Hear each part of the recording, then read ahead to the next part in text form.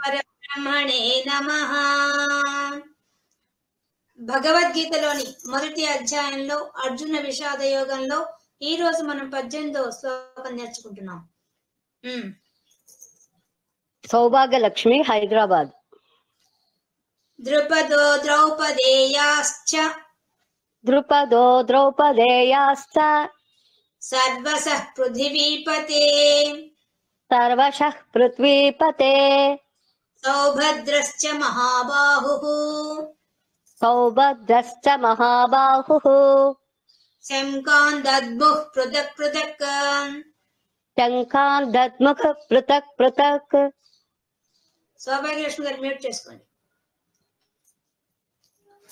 మనకు ఈ శ్లోకంలో ఇప్పటిదాకా మనకి ధృతరాష్ట్ర మహారాజు సంజయుణ్ణి యుద్ధ రంగంలో ఏం జరుగుతుందో అడిగిన తర్వాత సంజయుడు దుర్యోధనుడు ఏ విధంగా ద్రోణాచార్యులతో మాట్లాడారో చెప్పారు. ఆ తర్వాత భీష్మ పితామహుడు శంఖాన్ని పూరించారు. ఆయన తర్వాత పాండవులంతా వరుసగా శంఖాలు పూరిస్తున్నారు. అందులో భాగంగా పంచపాండవులు అయిపోయిన తర్వాత సైన్యంలో ఉండే ప్రముఖులు కూడా, పాండవుల పక్షంలో ఉండే సైన్యంలో ఉండే ప్రముఖులు ఆ శంఖాలు పూరిస్తూ వస్తున్నారు. వాళ్లలో ఎవరు ఇంకా పూరిస్తున్నారో ఈ 18వ శ్లోకంలో ఇంకా చెప్తున్నారు. ద్రుపద మహారాజు కూడా శంఖాన్ని పూరించారట. ద్రౌపదేయాశ్చ అంటే ద్రౌపదీదేవి యొక్క కుమారులైనటువంటి 5 మంది పిల్లలు, వాళ్ళు కూడా వాయించారు. సర్వశః ఆ సైన్యంలో ఉండే వీళ్ళల్లో ఈ విధంగా ఇంతమంది పృథివీపతి అంటే ధృతరాష్ట్ర మహారాజా అని పిలుస్తున్నాడు సంజయుడు. పృథివీకి రాజు, భూమికి రాజు అయినటువంటి ఓ ధృతరాష్ట్ర మహారాజా, ఈ విధంగా పాండవ సైన్యంలో ఉండేటువంటి ఈ వీళ్ళు ఆ శంఖాలు పూరిస్తున్నారు అని ఇంకా కొంతమంది పేరు చెప్తున్నాడు. సౌభద్రశ్చ అంటే సుభద్ర యొక్క కుమారుడు అభిమన్యుడు. మహాబాహు అయినటువంటి వాడు, చాలా గొప్ప పరాక్రమం కలవాడు, బాహుబలం కలవాడు, భుజబలం కలవాడు. శంఖాన్, ఈ విధంగా శంఖములు వీళ్ళంతా కూడా దద్ముహు బాగా పూరించారు, వాయించారు. పృథక్ వేరుగా, ఒకరి తర్వాత ఒకరు కాకుండా వేరువేరుగా అందరూ ఒకేసారి శంఖాన్ని పూరించారు. ఈ విధంగా ఆ యుద్ధ రంగంలో ఇలా జరిగింది అని సంజయుడు ఆ ధృతరాష్ట్ర మహారాజుకి చెప్తున్నాడు. ఇప్పుడు మనం గమనించాం, అందరినీ మనం ఎవరెవరు వాయించారో మనకు మొత్తం కొంతమందికి మాత్రమే ఆ శంఖాల పేర్లు చెప్పారు, అందరికీ పేర్లు చెప్పలేదు.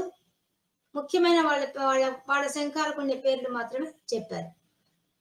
ఇక మనం మామూలుగా శంఖాలు ఎందుకు పూరిస్తారంటే మంగళ సూచకంగా పూరిస్తారు.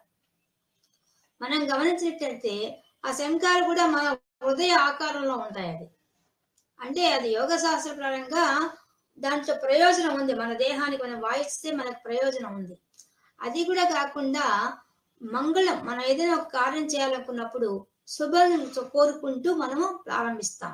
దానికి సంకేతంగా వాళ్ళు ఆ శంఖాలను పూరించారనమాట. ఇక మనకు ద్రుపద మహారాజు, ఈయన గురించి మనకు తెలిసిందే. పాంచాల దేశపు రాజు.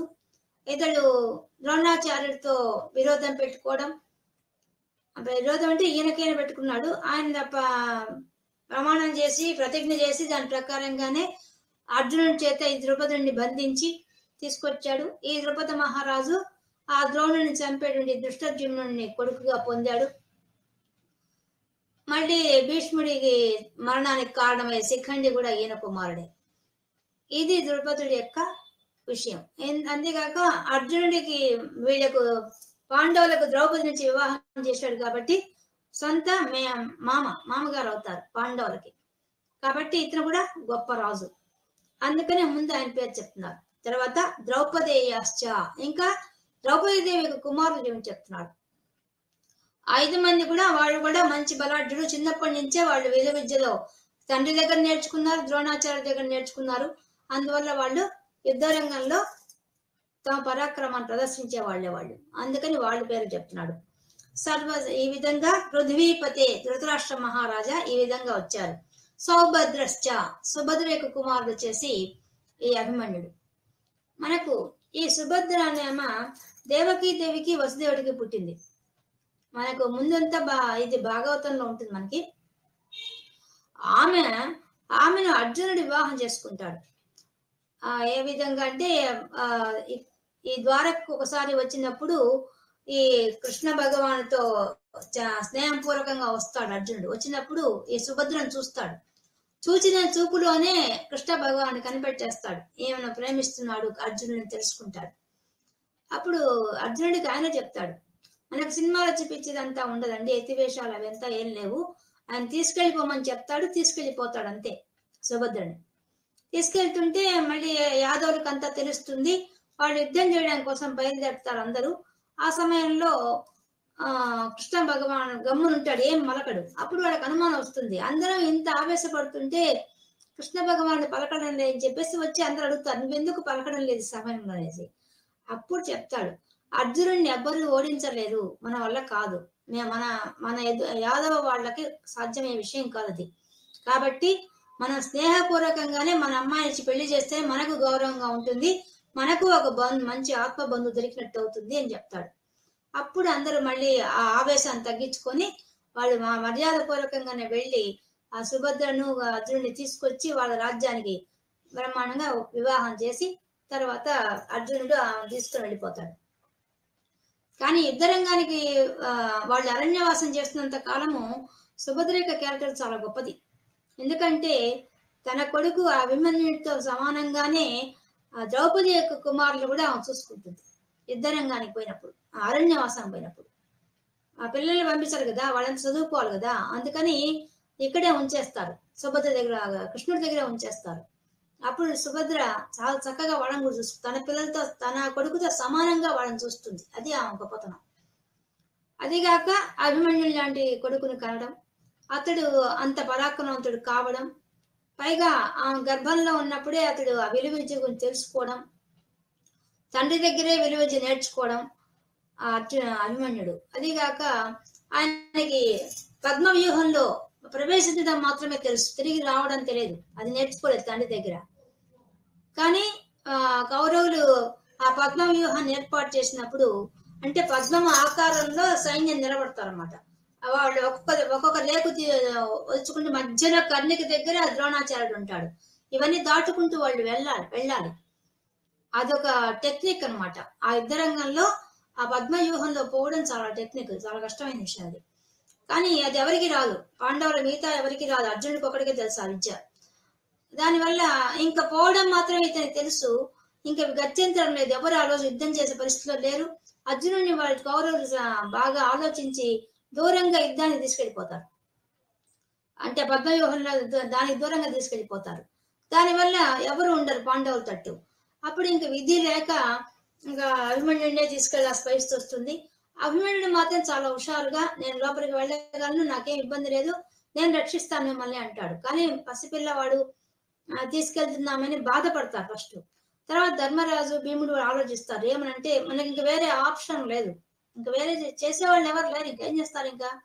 అందుకని వాళ్ళు ఏం చేస్తారు, ఒక పని చేద్దాము, మనం అందరము అభిమన్యుడికి సహాయంగా వెళ్దాము, కంటే ఉందాము, తిరిగి మనమే పిల్లవాడిని లాక్కొచ్చేద్దాం బయటికి, అబ్బాయికి రావడం తెలియదు కదా బయటికి, మనమే చుట్టూ ఉండి ఎవరిని రక్షణగా ఉండి ఆ పిల్లవాడిని బయటకు తీసుకొచ్చేద్దాం అని అనుకుంటారు వాళ్ళు. వీళ్ళకి లోపల ప్రవేశంలో కూడా చేత రాదు కాబట్టి. అంతా అనుకున్న తర్వాత సైంధవుడు వీళ్ళని ఆపడానికి కోసంగా శివుడి వల్ల వరం పొందాడు కాబట్టి యుద్ధ రంగంలో పోయి ఆ పద్మవ్యూహంలోకి అడుగుపెట్టి లోపలి ఇవ్వంగానే ఆ సైంధవుడు వచ్చి నలుగురిని ఆపేస్తాడు, భీముడిని, ధర్మరాజుని, నకులుని, సహదేవుని. దానివల్ల పద్మవ్యూహంలోకి నలుగురు పోలేకపోతారు. ఆ చివరి వరకు చాలా ఘోరంగా పోరాటం చేసి అభిమన్యుడు మరణిస్తాడు. ఇది మనకు అక్కడ అభిమన్యుడి యొక్క పాత్ర, గొప్ప విషయం అది. తనకు తెలిసిన దాన్ని చక్కగా ఆచరించేశాడు విద్యను. తన పెద్ద తండ్రికి గాని వాళ్ళందరికీ సహాయం చేయాలనే ఉద్దేశంతో తన ప్రాణాలు ఒడ్డి పోరాటం చేశాడు. అది కూడా కాకుండా తన తండ్రులకు శత్రువులు ఉన్నారు వీళ్ళు అనే ఆ భావం చిన్నప్పటి నుంచి ఉంది ఆ పిల్లవాడికి. అందువల్ల వాడిని ఎప్పటికైనా జయించాలనే ఉద్దేశం ఉంది కాబట్టి అంత ఖచ్చితంగా యుద్ధం చేసి పాపం వీరమరణం పొందాడు. కానీ ఉన్న కొద్ది కాలమైనా కూడా తన ప్రతాపాన్ని బాగా ప్రదర్శించాడు. తర్వాత ఇతని భార్య ఉత్తరకు పుట్టిన పిల్లవాడే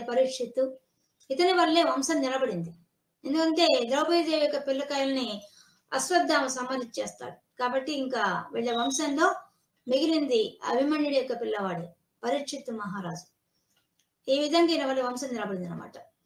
ఇది మనకు ఈ శ్లోకంలో ఉండే వాళ్ళ యొక్క అందరూ మనకు వాళ్ళు ఇచ్చిన వాళ్ళందరిలో ఒక్కొక్క పాత్ర, ఆ పాత్రలో ఉండే గొప్పతనం, వాళ్ళని చూసి మనం తెలుసుకోవాల్సిన విషయాలు చాలా ఉన్నాయి. ఒక్కొక్కళ్ళ యొక్క పాత్ర ద్వారా మనం ఆచరించదగ్గవి ఎన్నో ఉన్నాయి.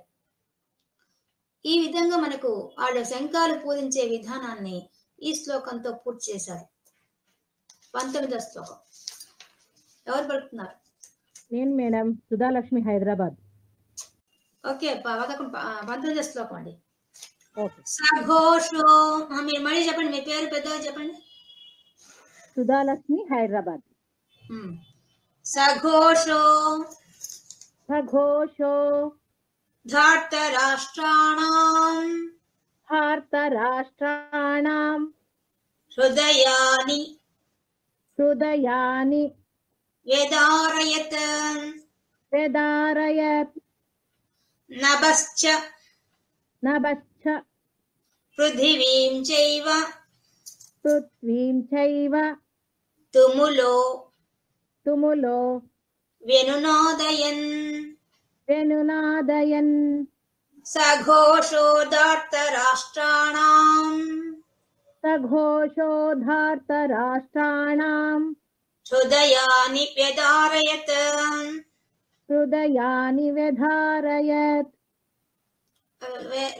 దాకొత్తులేదు.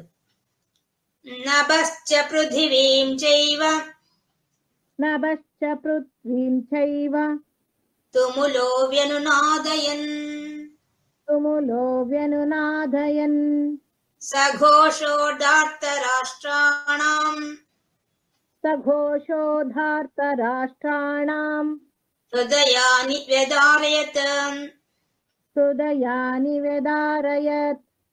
నభశ్చ పృథివీం చైవ నభశ్చ పృథ్వీం చైవ తుములో వ్యనునాదయన్ తుములో వ్యనునాదయన్ సఘోషో ధార్తరాష్ట్రాణాం సఘోషో ధార్తరాష్ట్రాణాం హృదయాని వ్యదారయత్ హృదయాని వ్యధారయత్.